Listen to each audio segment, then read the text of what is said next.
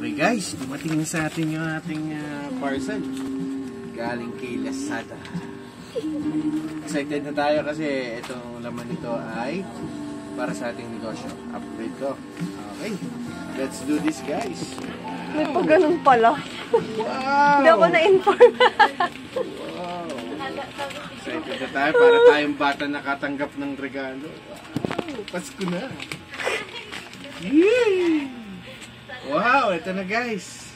Yan na yung adapter natin para sa ating camera. Wow! Tignan natin. Bubuksan na natin. O, yan na. Yes! Tapos hindi ka siya doon sa camera natin, ano? Wow! Hindi ako na-inform. Ganun pala Ito to. nga pala, lens mount adapter.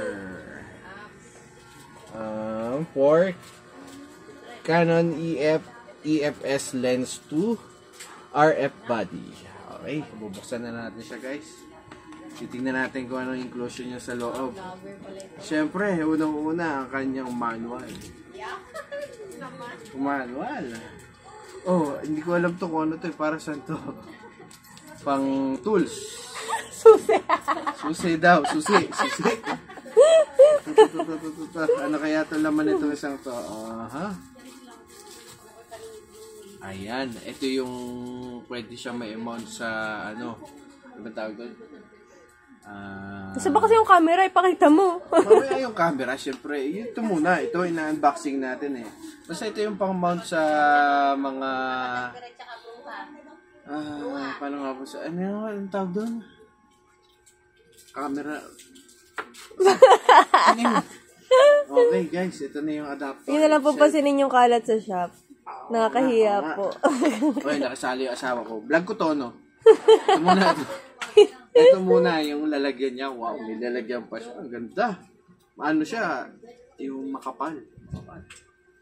Next is, okay, yung mismong kailangan natin. Yung adapter. JJC mount adapter. EFRF. Okay. Tingnan natin, buksan natin. Wow, makinis. Makinis. Ayan. Kita natin.